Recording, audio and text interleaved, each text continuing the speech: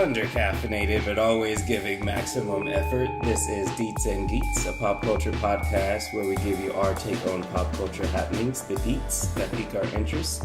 And the geets, the music and lyrics that fill up our weeks. I'm Ishmael Agni-Mitra. And I'm LRK. In this episode, we talk about the Rajnikant film KAALA. And the Bollywood buddy ensemble film Veere the Wedding. As well as the anthology film Love Stories, along with our selected geeks.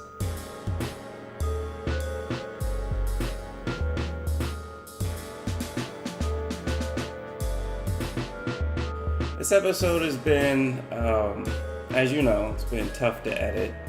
We talked about these movies for almost 2 weeks and keep finding new things to say about them. So this episode is going to be in 2 parts. This part, covers KAALA and Veere the Wedding, and the second, Love Stories and our selected geeks. Regarding the movies, I'll say that when I first saw KAALA, I thought it was a surface sort of view of politics, just evoking the Black Panther Party, Black Panther character, and the basic proletariat versus bourgeoisie imagery. But the more research I did in order to talk about it for the podcast, I think it's actually a think piece. Mm-hmm. Just so much to unpack, so much going on underneath the surface. And also the star, Rajnikant, I guess it's technically superstar Rajnikant, is more of a South Indian cinema titan than I at first thought. So with that, I'm changing my Deets and Geets moniker to Superstar Agni. Yes. I'm still Ishmael Agni-Mitra, but now I'm a superstar. So KAALA is an all-genre inclusive, very entertaining, but also a pretty smart movie. I think what I really like about this movie, directed by Dalit filmmaker Paranjit, I really like that it has so many layers that people could take away from it. Yeah. Of course, there's the Superstar Rajnikant groupies. I'm not really as familiar with Superstar Rajnikant or with Kollywood. I didn't even know that the mainstream Tamil industry is called Kollywood. But anyone, regardless of their background, would be able to watch this movie and see that it's, an over-the-top, entertaining action movie. It has a theme that anyone could understand on a very basic level. There's greedy politicians and developers versus a local poor community that's trying to keep their land while these people just try every sort of means to try and get it under the pretense of development. Yeah. And then on another level, the more familiar you are with Indian culture, the caste system, the political climate with Modi, Prime Minister Modi, and the sort of Hindu fundamentalism that he's empowering, I think you can appreciate it on more and more levels the more you know about those things. Yeah. So some critics say the movie is too politically heavy-handed. Others say that its politics are performative and lack bite. And yet others say it's a triumph, a stylized revolutionary epic.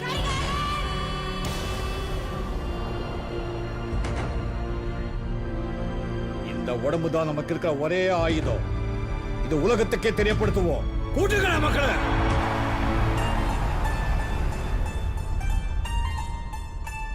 நிலம் உங்களுக்கு அதிகாரம். நிலம் எங்களுக்கு வாழ்க்கை. நிலம் நீர் எங்கள் உரிமை. போராடுவோம். எங்கள் வறுமைகள் ஒழிய போராடுவோம். KAALA isn't the first film in which superstar Rajnikant and director Paranjit have paired.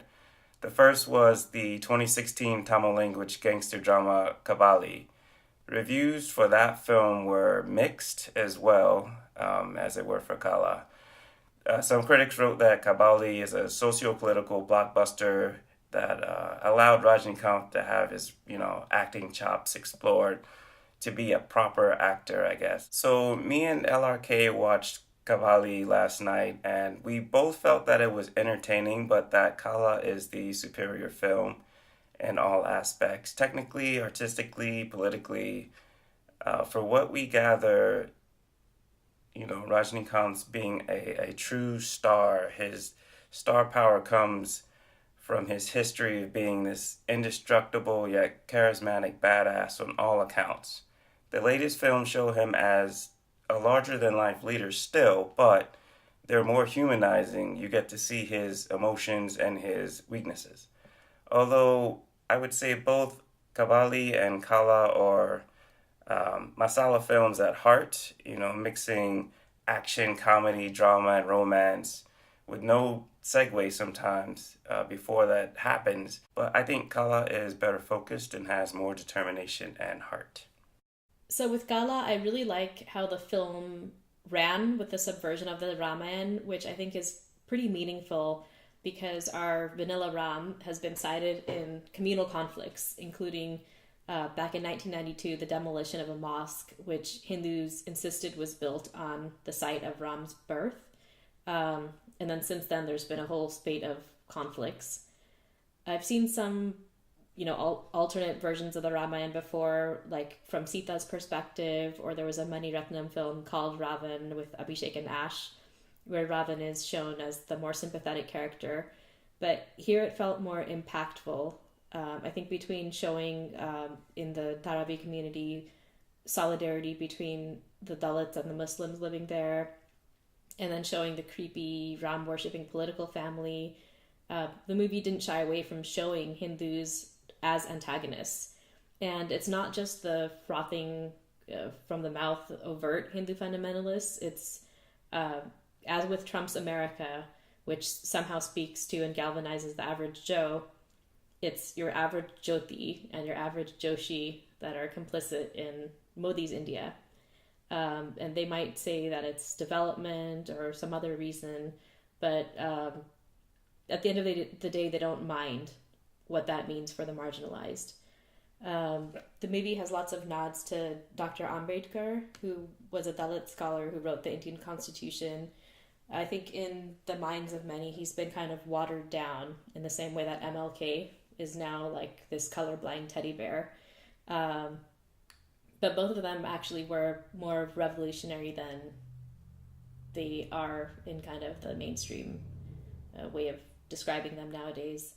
Dr. Ambedkar's work was around annihilating caste, essentially annihilating Hinduism. With that, and without spoiling the end of the movie, there is a powerful visual that to me signaled the power of Ravan having multiple heads and basically the power of the community growing and multiplying. As Superstar Agni has pointed out, there was a half-baked love story in the movie. I wasn't too much of a fan of that whole drawn-out Huma Qureshi subplot, but I think that what I took away from that at the end was the sweetness of KAALA's relationship with his wife.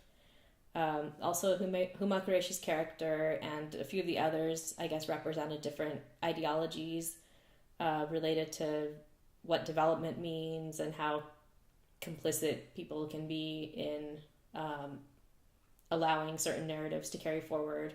As someone who has never lived in India and who hails from the privileged side of the culture, I wouldn't claim that I can fully understand or fully experience the movie. I'm pretty sure there is some stuff that just went over my head, but whatever managed to get in there has kept me thinking even weeks later. So I think that has to be the mark of a pretty good film.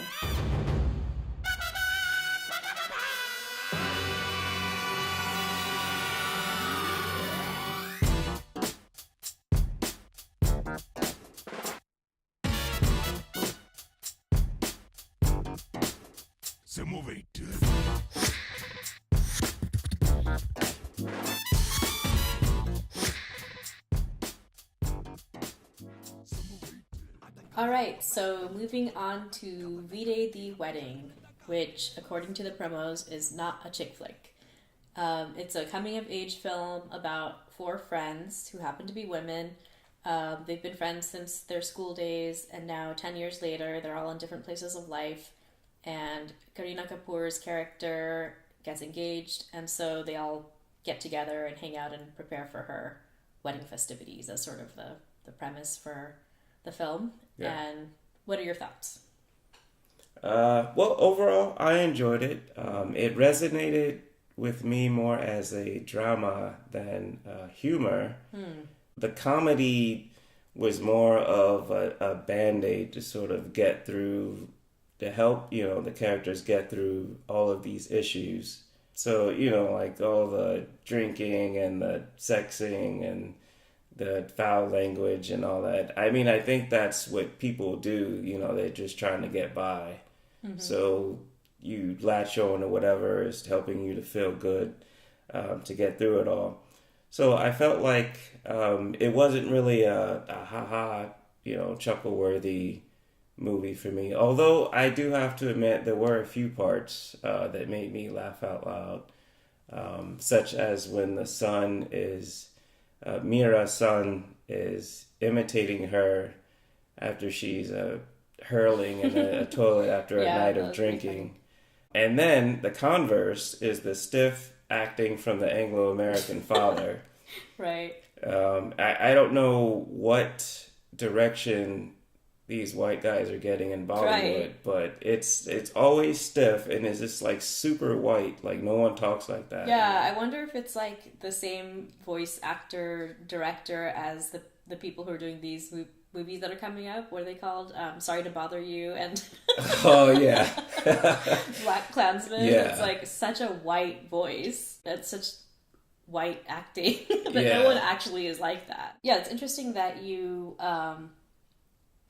took it, seriously as a drama more so than a comedy, and I hope that someone on the team of Veere the Wedding hears that, hears this podcast and hears that you appreciated it on that level. Yeah.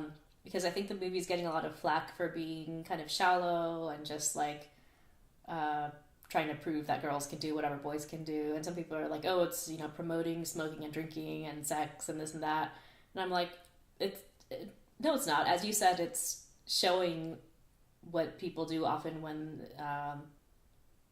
they're hurting from stuff and they just want to have an escape.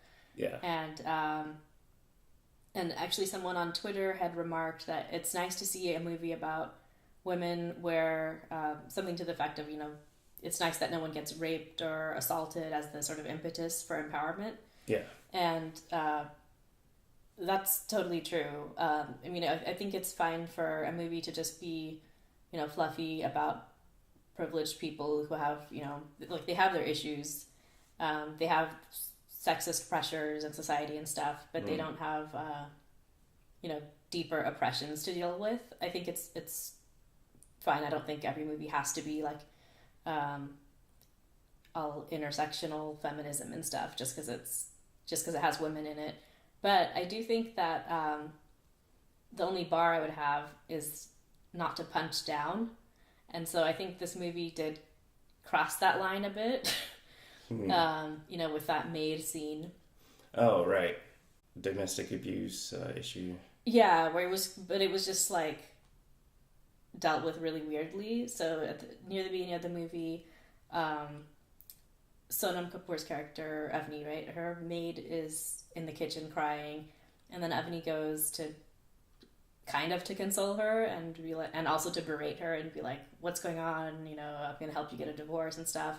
Right. But then it's just turned into this weird comical scene where like Avni gets the message about Kalindi's getting married and then it just turns into that. And so I was like, that's really weird to like...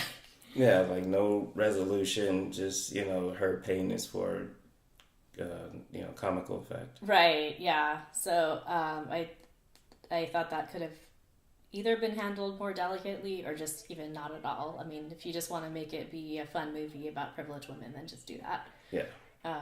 So that was my only sort of point of contention with it. But yeah, I overall really enjoyed it.